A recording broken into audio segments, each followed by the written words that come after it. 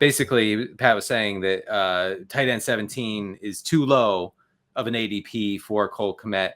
I can see the argument there, but either way, I see Cole Kmet as like, something of a desperation streamer in 12-team leagues where you're looking at maybe a game script where the Bears might be pushed a little bit into more passing.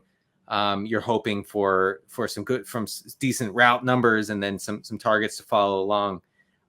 So anyone in that range, I think, is just going to be someone you kind of pick off the wire and put them back depending on what you need for that week. Kmet is very Brandon Cooksian, I think, on Ship Chasing with Pat Crane, friend of the show, former coworker, status in the back, not important. Patrick Daugherty said Dave Montgomery is this kind of guy, Brandon Cooks. You guys won't believe it. He has never finished outside the top 24 wide receivers, running backs, whatever. And he's going as the wide receiver 28 this year. The running back, Cole Kmet last year, I'm sure he finished like the tight end 11 because he played all the games or whatever, right? But on a points per game basis, he wasn't giving you anything above replacement. And he's going at that spot right now where he's at replacement level. He's just below it. So yeah, maybe I think he probably does. He's probably a good median bet to outproduce tight end 17. Yeah. In what world do we see him getting to tight end 8? Not even breaking that top tier. I don't expect a lot of guys to break that top tier who aren't being valued there. But like, I don't even think there's much of a shot for him getting into like the top 8, where there are guys going in his range who like, I can bet on their talent. I can bet on their situation, but I don't have much faith in Cole Kmet being that guy. I mean, you're just desperate for some pass routes at that point. It's just sad what you're doing. You're desperate. I mean, you're just clawing. You're just hoping to your favorite god. Please give me 20 plus pass routes from this guy today. First off, can you hear me? Yeah, you're good. Okay, good. I was making such a beautiful, eloquent Cole Kmet point when the internet apparently disagreed. Cole Kmet's going directly behind two guys. I mean, he's quite literally guaranteed to outproduce Gerald Everett and Tyler Higbee. A 0.0% chance either one of those players scores more fantasy points. Disagree. Almost completely guaranteed to outpoint Dalton Kincaid. I would say almost completely guaranteed to outpoint Chigo Okonkwo. Close to almost all but guaranteed to outpoint Greg Dulcich.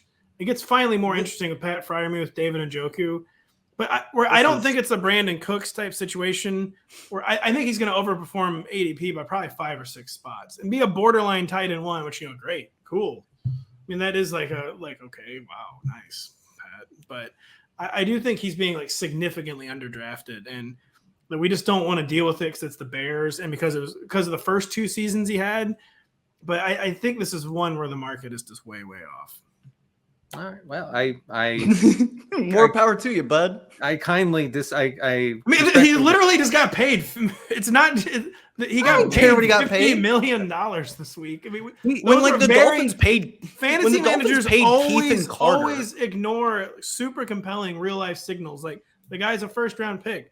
Oh, the team just made him like a top 5 highest paid players. That stuff seems stupid, but it really, really does matter. The Bears are clearly no one was forcing the Chicago Bears to give Cole Kmet $50 million. What if the Bears are not? That. What if the Bears are not a great front office? This is my issue. They've been a slightly better front office, but Chase Claypool may beg to differ. Yeah, exactly. Yeah, this team just traded a first round pick for Chase Claypool. I'm sure they're really making the best decisions. It was supposed to be a second. How could they have known the Miami Dolphins were intentionally tanking games 2 years ago? They spend all of their free agent money on off-ball linebackers. How could we simply not trust what they're doing? I think Kmet's fine. I think he's going to have good usage.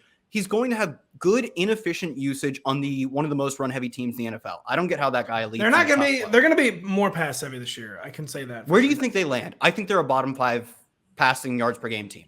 I think it's very hard for them to escape. I would say they'll be in I would say, like the 26 to 30 range. So it just depends how much mileage you can get.